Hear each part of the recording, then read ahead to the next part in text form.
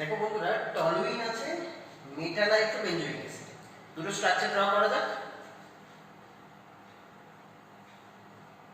বেনজিনের সাথে CH3 methyl benzene, তাকে toluene বলে।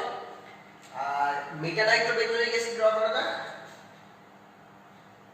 বেনজিন, বেনজোইক অ্যাসিড, COOH, মেটাতে নাইট্রো আছে, তাহলে মেটানাইট্রোবেনজোইক অ্যাসিড। তাহলে বোঝা যাচ্ছে এই CH3 টাকে COOH বানাতে হবে, তার জন্য আমার রিয়েজেন্ট জানা আছে। এখানে কোনো ফাংশনাল গ্রুপ নেই, স্টিল এটাকে অক্সিডাইজ করতে হবে, তাহলে অনেক টাফ একটা ব্যাপার। তো এটা স্ট্রং অক্সিডেশন করতে হবে, শুধু স্ট্রং না, স্ট্রং এর সাথে ভিগোরাস।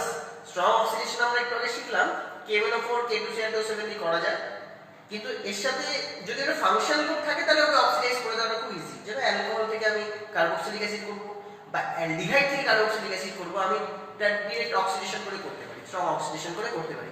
কিন্তু এখানে কোনো ফাংশনাল গ্রুপ নেই CH3 তে, স্টিল এটা অক্সিডেশন করতে হবে। তাহলে বুঝতে পারছো কতটা টাফ ব্যাপার। তাই জন্য আপনাকে হিট অ্যাপ্লাই করতে হবে, আর কিছু না। ওখানে যা যা থাকবে K1O4 KOH, তার সাথে হিট অ্যাপ্লাই করতে হবে, দেন H2+। এটা দিলে তুমি এটা থেকে ডিরেক্ট এটা কনভার্সন করে দেবে, COOH করে দেবে, দেন নাইট্রেশন করবে। ক্লিয়ার? তাহলে দেখা যাক। তাহলে এটার জন্য আমি যেটা করতে বললাম সেটা হচ্ছে K1O4 তো দেবো, ভিগোরাস অক্সিডেশন হচ্ছে, ভিগোরাস অক্সিডেশন। K1O4 দেবো, KOH দেবো, সাথে হিট দেবো, এটা এক নম্বর। 2 নম্বরে আমি দেবো H3+, তাহলেই CH3 টা COOH এ কনভার্ট হয়ে যাবে পুরোপুরি। এর বলে রাখি, CH3 বলে কোনো কথা নেই, এখানে ডিরেক্ট যতগুলো কার্বন থাক, লিনিয়ারলি যতগুলো কার্বন অ্যাটাচ থাক, আমি যদি এই রিয়েজেন্টে অ্যাপ্লাই করি, আমি আলটিমেটলি কার্বক্সিলিক অ্যাসিড বা বেনজিনের মাথায় COOH পাবো, বেনজোইক অ্যাসিডই পাবো। বাকি সমস্ত কার্বনগুলো এলিমিনেট হয়ে যাবে বাই অক্সিডেশন। ঠিক আছে? তাহলে সেটাই করছি। তাহলে প্রোডাক্ট আমার যেটা জেনারেট হয়ে গেল সেটা হচ্ছে COOH। দেন নাইট্রেশন করে দেবো। নাইট্রেটিং এজেন্ট তোমরা জানো, ক্লাস 11 এ পড়েছো। এটা কোনো mixed acid, concentrate H3 concentrate H2SO4 দিলে কাজটা হয়ে যায়। কথা হচ্ছে আমি মেটাতে কি পাবো তার কোনো গ্যারান্টি আছে নাকি? কিভাবে বুঝবো মেটাতে কি আসবে? তার জন্য আমাকে এই বেনজোইক অ্যাসিডের রেজোন্যান্স গুলো দেখে নিতে হবে যে এর কোন কোন পজিশনে নেগেটিভ চার্জ অ্যারাইজ করে, কোন কোন সেন্টারে নেগেটিভ চার্জ অ্যারাইজ করে। কারণ আমি যখন নাইট্রেশন করব, মিক্সড অ্যাসিড থেকে যে নাইট্রেশনটা হবে সেখানে একটা ইলেকট্রোফাইল জেনারেট হবে, মিক্সড অ্যাসিডের থেকে একটা ইলেকট্রোফাইল জেনারেট হবে, সেটাকে বলা হয় NO2+। মানে একটা ইলেকট্রোফাইল, মানে পজিটিভ জিনিস আসবে সিস্টেমে, যেখানে বেশি নেগেটিভ আছে সেখানেই আসবে। তবে চেক করে নিতে হবে যে এখানে নেগেটিভটা কোথায় আছে, সেটা আমরা রেজোন্যান্স করে দেখে নিচ্ছি একটু সাইডে। এই হচ্ছে আমার COOH, ছোটবেলায় রেজোন্যান্স করছি ক্লাস 11 এ। তাহলে CO বন্ড খুলে উপরে চলে যাবে, কারণ কার্বনের কাছে, কার্বন আর অক্সিজেনের মধ্যে অক্সিজেন ইলেকট্রোনেগেটিভিটি বেশি, তাই বন্ডটাকে উইথড্র করছে। তাহলে কার্বনের একটা ডেফিসিয়েন্সি চলে আসছে, ইলেকট্রন ডেফিসিয়েন্সি। তখন এই বন্ডটাকেও নিজের দিকে টেনে নিচ্ছে। তাহলে যখন এই বন্ডটাকে টেনে নেবে, সঙ্গে সঙ্গে পজিটিভ চার্জ অ্যারাইজ করবে, COH এটাকে O মাইনাস করে নিয়েছে। বন্ডটা নতুন বন্ড কোথায় অ্যারাইজ করছে দেখতে পাচ্ছ? এখানে নতুন বন্ড অ্যারাইজ করছে, তাহলে এখানে নতুন বন্ড অ্যারাইজ করে গেছে। ক্লিয়ার? বুঝতে পারছো? আর এই বন্ডটা খুলে গেছে, এই বন্ডটা খুলে গেলে এই সেন্টারটা ছেড়ে দিয়েছে ওর ইলেকট্রন, এখানে পজিটিভ। তাহলে আমি একটা জায়গায় যদি একবার যদি একটা পজিটিভ পেয়ে যাই, বাদ বাকি সমস্ত আইডিয়া আমার চলে আসে যে যদি এখানে পজিটিভ হয় তাহলে এখানটায় হবে নেগেটিভ। একেবারে প্রথম থেকে বলা যেতে পারে যে এইখান দিয়ে বুঝে গেলাম যে এখানে ডেল্টা পজিটিভ হবে, তার মানে ডেল্টা নেগেটিভ এখানে, ডেল্টা পজিটিভ এখানে, ডেল্টা নেগেটিভ এখানে, ডেল্টা পজিটিভ এখানে। একটা রেজোন্যান্স স্ট্রাকচার দিয়ে আমি পেয়ে যাবো। তাহলে আমি শুধু ডেল্টা নেগেটিভ গুলো বুঝতে হবে, পজিটিভ মুছে দাও। তাহলে ডেল্টা নেগেটিভ মেটাতেই আছে, কোনো প্রবলেম নেই। তাহলে যখন আমি নাইট্রেশন করব, নাইট্রেটিং এজেন্ট দিয়ে NO2+ জেনারেট হবে, এই যে গুলোতেই আসবে, তাহলে এখানে নেগেটিভ আছে, তাহলে আমি মেটাতেই পাচ্ছি, কোনো প্রবলেম হলো না আমার, তাই তো? সেটাই করছি। তাহলে এবার নাইট্রেটিং এজেন্ট আমরা ইউজ করি, কনসেন্ট্রেট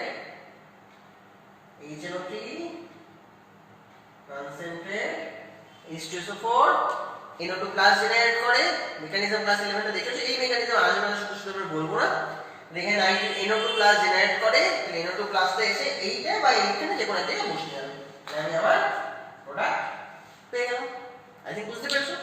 এবার অনেকের মনে প্রশ্ন হতে পারে যে স্যার এটা তো আপনি মেটা করে দিলেন, আমি যদি এখানে না করে প্যারাতে আনতে চাই তাহলে কি করব? হ্যাঁ, তাহলে দেখেন এর সাথেই করে দেয়। যে যদি আমি NO2টাকে প্যারাতে আনতে চাই তাহলে আমাকে প্যারাতে নেগেটিভ চার্জ অ্যারাইজ করাতে হবে। এটা দেখে দেখতে হবে। তাহলে এখানে একটু হালকা চেঞ্জ করে দাও, এবার আমি মেটা করব না, এবার আমি প্যারাটা করব। বাদবাকি সমস্ত কিছু সেম আছে যা রিঅ্যাকট্যান্ট, তাই শুধু NO2টা আমি প্যারাতে বানাতে চাইছি। ঠিক আছে, NO2 প্যারাতে বানাতে চাইছি। এবার ভালো করে বোঝো, একটু আগে দেখে নিলে যে COOH যদি রেজোনেন্স করা যায় তাহলে নেগেটিভ চার্জ মেটাতে অ্যারাইজ করে, তাহলে COOH গ্রুপকে বানানো যাবে না। কারণ যদি COOH হয়ে যায় তাহলে NO2 কোনোভাবেই আর প্যারাতে আসবে না, মেটাতেই চলে আসবে। COOH এর রেজোনেন্সে তোমরা দেখে নিলে যে মেটা পজিশনে নেগেটিভ চার্জ অ্যারাইজ করে। তো আমাকে প্যারা পজিশনে নেগেটিভ চার্জ অ্যারাইজ করাতে হবে। তাহলে এই যে গ্রুপটা, এই গ্রুপটা দিয়ে একবার ট্রাই করা যাক। এই গ্রুপটাকে আমি আগে অক্সিডাইজ করাবো না, আগে এই গ্রুপটা নরমালি কিভাবে বিহেভ করে একটু দেখে নাও। These are all alpha hydrogens, functional group alpha carbon alpha hydrogens are acidic in nature আমরা জানি। তাহলে যখনই হাইপার কনজুগেশনের প্রশ্ন আসবে, হাইপার কনজুগেশন দেখেছো ক্লাস 11 এ, আবার এগেইন মানে বেসিকটা 11 এই রয়েছে সব। CH বন্ডের Hটা যখনই বাইরে বেরিয়ে যাবে, এটা আমরা কিভাবে করি, হাইপার কনজুগেশন করে আলফা হাইড্রোজেন বেরিয়ে যায়, বন্ডটা জাস্ট এবার রেজোনেন্স শুরু করে, মানে কনজুগেশন শুরু করে। হাইপার কেন বলা হচ্ছে, কারণ এটা সিগমা বন্ড ব্রেক করে যাচ্ছে, করার পর কনজুগেশন হচ্ছে, তাই একটা উপরের লেভেলের কনজুগেশন, হায়ার লেভেলের কনজুগেশন, হাইপার বলছি তাই। হ্যাঁ, তো আমরা যখন রেখে যাই হাইপার বলি, হাইপার মানে একটু উপরের লেভেলে উঠে গেছে, সেরকমই H বেরিয়ে যাওয়ার পর আর সিগমা বন্ড ব্রেক করার পরে, মানে ওর কনজুগেশন করার এতই ইচ্ছা যে সিগমা বন্ডকে ব্রেক করে দিচ্ছে, তার মানে হাইপার স্টেটে চলে গেছে। তাহলে CH বন্ডের Hটা ব্রেক করার পরে বন্ডটা এখানে আসবে, কনজুগেশন স্টার্ট হলো, দেন এই বন্ডটা এখানে আসবে। তাহলে দেখো এর রেজোনেন্স স্ট্রাকচারটা বাদিকে করে দেখা যায়।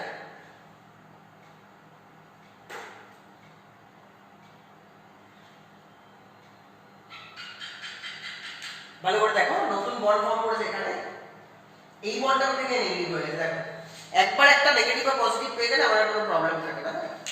তাহলে এগুলো আর দরকার নেই, বুঝে গেছি আমি যা হওয়ার হয়েছে, যে আমার নেগেটিভ চার্জ জেনারেট করেছে এই সেন্টারে, এই সেন্টারটায় অর্থ পজিশন নেগেটিভ চার্জ জেনারেট করেছে। তার মানে কি বুঝবো, এটা ডেল্টা পজিটিভ, এটা ডেল্টা নেগেটিভ, এটা ডেল্টা পজিটিভ, এটা ডেল্টা নেগেটিভ। আমার দরকার ডেল্টা নেগেটিভ, কারণ বাইরে থেকে আমার NO2 প্লাস পজিটিভ আসবে ইলেকট্রোফাইল। তাহলে পজিটিভ গুলোকে মুছে ফেলো। তাহলে নেগেটিভ কোথায় আছে, অর্থতে আছে আর প্যারাতে আছে। এটা খুব ইজি বলা যে অর্থতে আসবে না, কারণ এত বড় CH3 গ্রুপের সাথে ওর একটা স্টেরিক রিপালশন হবে। তাহলে যখনই আমি এর মধ্যে রিএজেন্ট দিয়ে দেব, কোন রিএজেন্টটা দিতে চাইছি, নাইট্রেশন করার জন্য নাইট্রেটিং এজেন্ট। আগে আমি নাইট্রেটিং এজেন্ট অ্যাপ্লাই করব, concentrate HNO3 and concentrate H2SO4। এটাকে মিক্সড অ্যাসিড বলে। এই মিক্সচারে ক্লাস 11 এ দেখবে আমি মেকানিজম করে দিয়েছিলাম। এখান থেকে NO2 প্লাস জেনারেট করে, সেই NO2 প্লাসটা এসে কোথায় বসবে, অথবা প্যারাতে এসে বসবে।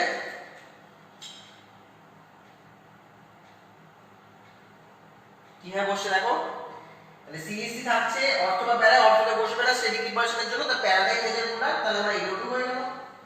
এবার আরেকটা স্টেপ বাকি কি, এই CH3 কে COOH বানাতে হবে, সেটা তোমরা শিখে গেছো CH3 কিভাবে COOH বানাতে হয়।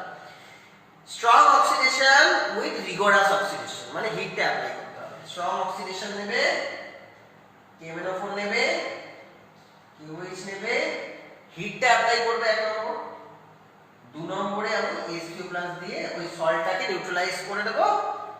নিউট্রালাইজড হয়ে গেলে এটা COOH এ কনভার্ট হয়ে যাবে। যদি QH3 প্লাসটা না দাও তাহলে কিন্তু COOH হবে না, COOK হয়ে যাবে। COO মাইনাস সল্ট হয়ে থাকবে, সেটা চাই না।